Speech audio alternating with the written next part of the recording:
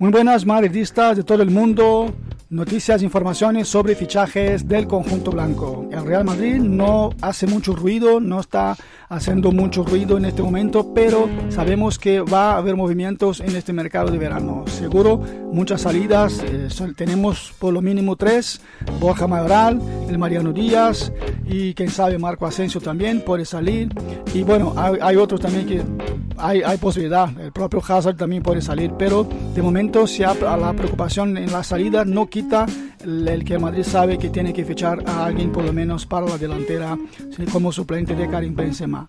Y Florentino Pérez está priorizando jugadores jóvenes, prometedores, jugadores que van a aportar mucho en esta temporada y en las próximas también. Se están ofreciendo mucho al Madrid jugadores como Dzeko, como por ejemplo Belotti, pero el Madrid está priorizando jugadores más jóvenes que estos. Mi opinión, está muy acertada la posición de Florentino Pérez. Deja tu opinión en los comentarios. A la Madrid y nada más.